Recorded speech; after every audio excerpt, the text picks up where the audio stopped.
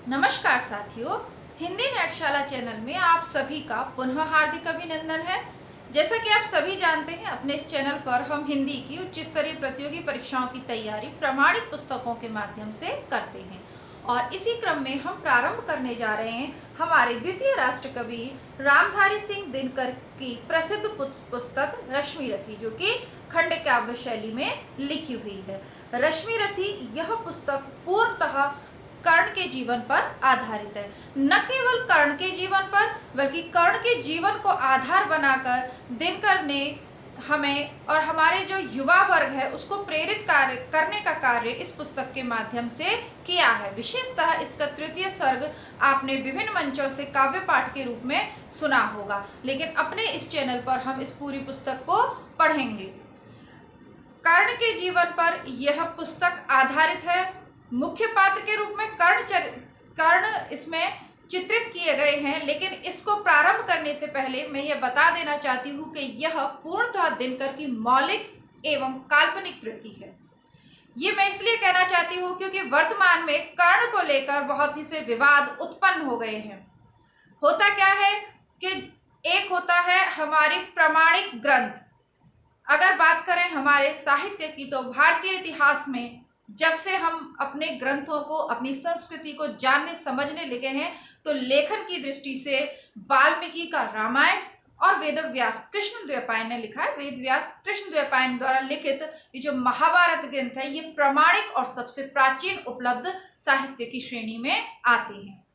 रामायण क्योंकि संस्कृत में लिखा गया था, इसलिए लोक में उतना प्रचलित नहीं हुआ। फिर कुछ समय पश्चात जब तुलसीदास जी ने अपनी देशी भाषा अवधी में इस रामचरितमानस के रूप में उस कथा को लिखा, तो वो लोगों के बीच में अत्यधिक प्रचलित हो गई और इस कदर प्रचलित हुई कि वर्तमान में सभी के घर में वो उपलब्ध है।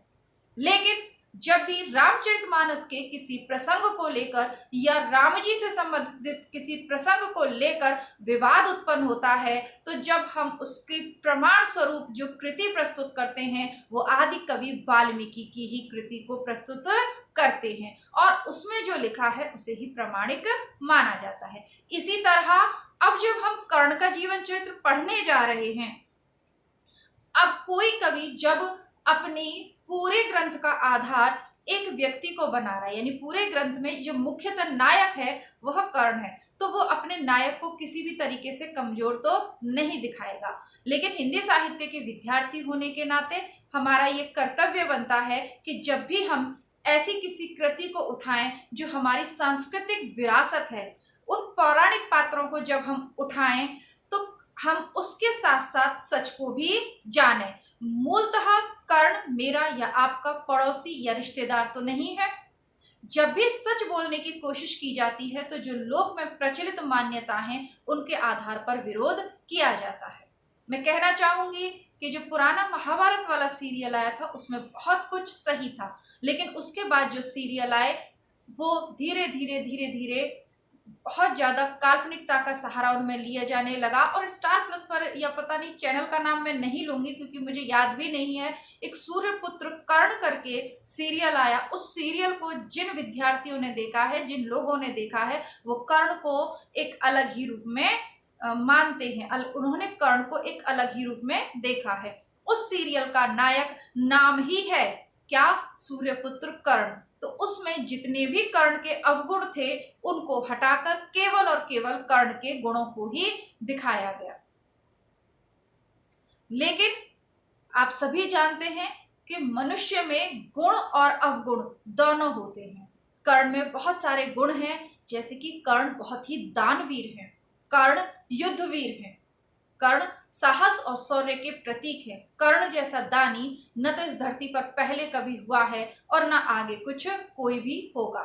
अब इसमें भी मैं देखती हूँ कि जब भी विवाद उत्पन्न होता है, तो जो लोग कर्ण के पक्ष में हैं वो इतने ज्यादा कर्ण के पक्ष में हो जाते हैं कि जो प्रमाणिक ग्रंथ में वेदव्यास जी ने लिखा है उसे ही नकार देते हैं, और जो कर्ण के विपक्ष में बोलते हैं वो इतना ज्यादा विपक्ष में बोलते हैं कि वो कर्ण की दानशीलता और उसके शौर्य को भी एकदम से नकार देते हैं या बिल्कुल देखते ही नहीं हैं उस ओर।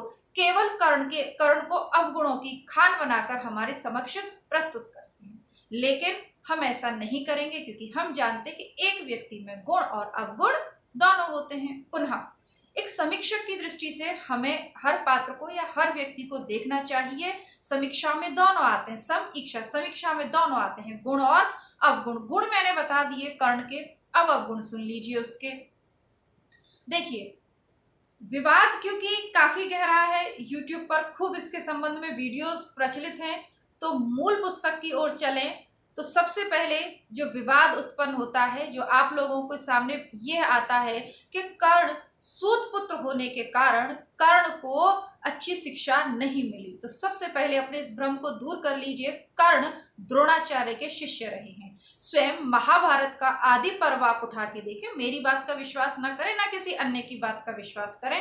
हम सब साहित्य के विद्यार्थी हैं, साहित्य उपलब्ध है मार्केट में, तो आप आदि पर्व उठाकर देखिए, स्वयं कर्ण द्रोण के शिष्य हैं।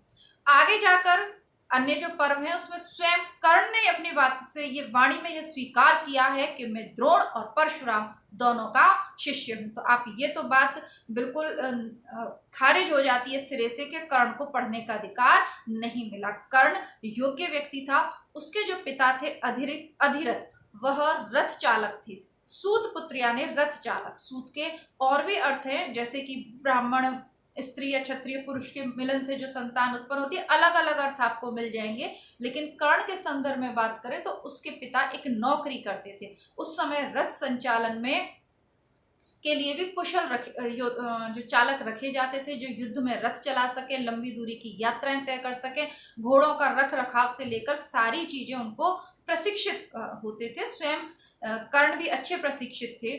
लेकिन ये आप कह सकते हैं कि उनके पास जीविका का, उनके पिता के पास साधन था।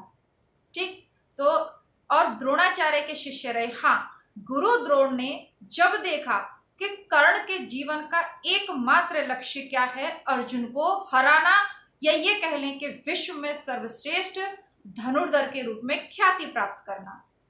जब गुरु द्रोणाचार्य इस चीज को जान जाते हैं तो वो उनको ब्रह्मास्त्र की शिक्षा नहीं देते, बस ब्रह्मास्त्र की विद्या देने से मना कर देते हैं। बाकी गुरु द्रोण के शिष्य हैं कर्ण, और उस ब्रह्मास्त्र को सीखने के लिए कर्ण शायद पहला ऐसा शिष्य है इतिहास का जो अपने गुरु से छल करता है। परशुराम के साथ ये छल करते हैं और झूठ बोलकर स्वयं को ब्राह्मण बताकर कर्ण ब्रह्मास्त्र की शिक्षा तो ले लेते हैं। लेकिन शिष्य शिष्य होता है और गुरु गुरु। खामियाजा कर्ण को भुगतना पड़ता है। जब परशुराम जान जाते हैं कि ये वही जिसने अर्जुन को मारने की दृढ़ प्रतिज्ञा कर रखी है, ये वह कर्ण है, तो वो उससे कह देते हैं, क्योंकि उनको मालूम था कि ब्रह्मास्त्र का जो प्रयोग है वह ये अर्जुन के विरुद्ध करेगा। अब यहाँ पर अर्जुन कोई मायने नहीं रखता। ब्रह्मास्त्र की जो विद्या थी, जो गुरुओं के पास थी, जब भी वो दी जाती थी तो ब्रह्मास्त्र का प्रयोग लोक कल्याणकारी कार्यों के लिए किया जाता था। अर्थात प्रकृति में जब कुछ ऐसी समस्या उत्पन्न हो जाए जिसका किसी भी अस्त्र शस्त्र से निवारण न हो, तो लोगों के कल्याण के लिए, प्रकृति की सुरक्षा के लिए, जीवों की सुरक्षा के लिए आप ब्रह्मास्त्र का प्रयोग कर सकते हो।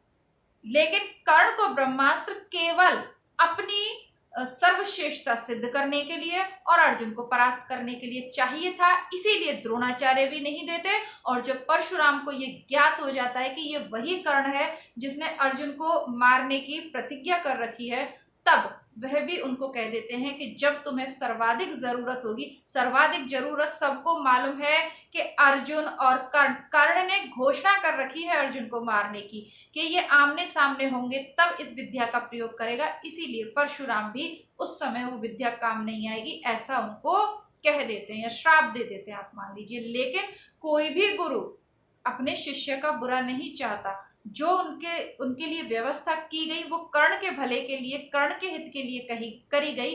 लेकिन कर्ण में जन्म से ही पता नहीं क्यों अर्जुन के प्रति ईर्ष्या का भाव था।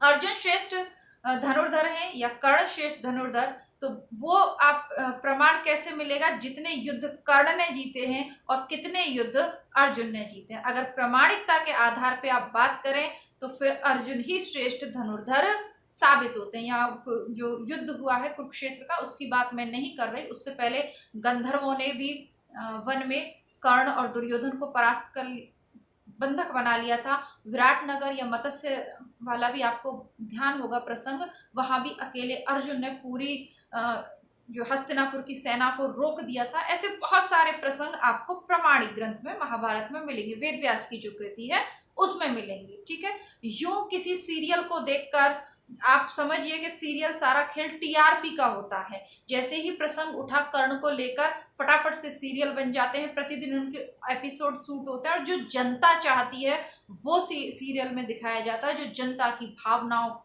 को एक तरीके से कहते हैं ना, सम्मोहित करने का कार्य करते हैं सीरियल। तो जो सीरियल में दिखाया जा रहा है वो थोड़ा सच हो सकता है, लेकिन मूल ग्रंथों की ओर हमें लौटना चाहिए। आप में से बहुत से लोग ऐसे हैं जिन्हें लगता है कि कर्ण के साथ अन्याय हुआ, तो वैसा कुछ अन्याय कर्ण के साथ नहीं हुआ। जाति के आधार पे तो नहीं ही हुआ, लेकिन बाद के जो कुछ लेखक हुए या जिन्हें कर्ण से सहानुभूति थी, उन्होंने चीजों को ऐसा प्रस्तुत किया है। ठीक है, इसके अलावा कर्ण के जीवन में और जो बहुत सारे प्रसंग हैं वो इस पुस्तक में आएंगे, तो उनका स्पष्टीकरण इस ग्रंथ के साथ करेंगे। ये कुछ वाद विवाद सा था, जहां आप लोगों के कमेंट आते रहते हैं तो उनका उत्तर दिया। एक और इसमें जोड़ देती हूँ कि यह भी प्रसंग उठाया जाता है कि कर्ण ने तो धनुष, जब द्रौपदी के स्वयंवर का प्रसंग उठाया जाता है, तो सबसे पहले तो आप ये जान लीजिए कि कर्ण एक निमंत्रित अतिथि नहीं था। क्षत्रियों की सभा थी, द्रौपदी का स्वयंवर था, चयन करने का अधिकार द्रौपदी को है कि वो कर्ण से विवाह करेगी, ब्राह्मण अर्जुन से विवाह करेगी, किससे विवाह करेगी। सबसे पहली बात तो इस पे प्रश्न ही नहीं उठना चाहिए, क्योंकि वो लड़की की पसंद की बात है, वो जिसे चाहे अपना वर चुने। दूसरी बात, निमंत्रित कौन था? दुर्योधन, जो द्रौपदी का भाई है। उसने पहले ही, आप उसमें लिखेंगे तो प्रमाणिक रूप में स्पष्ट उसने घोषणा कर रखी है कि किस तरीके का युवराज जो है वो अपने राज्य से आए, निम्न योग्यताओं को पूरा करने वाला आए। मुख्य तो धनुष तोड़ने वाली थी, उसके अलावा भी थी कौन सी जाति वगैरह। आपके घर जो निमंत्रण पत्र आता है हमारे घर, तो जब निमंत्रित पत्र आता है तो वही व्यक्ति तो जाता है। आप अपने संग अन्य धर्मावलंबियों को लेकर चलें शादी में, विवाह के लिए, और वो वहां जाके ठन जाए कि मैं ही इससे शादी करूंगा, तो गलत है ना। कर्ण तो निमंत्रित ही नहीं थे, निमंत्रण गया था हस्तिनापुर के राजकुमारों को, तो कर्ण निमंत्रित ही नहीं थे वहां पर, पहली बात तो। और दूसरा, जिनको ये लगता है कि उसने धनुष उठा लिया था, ये सब ऐसा कुछ नहीं लिखा हुआ है।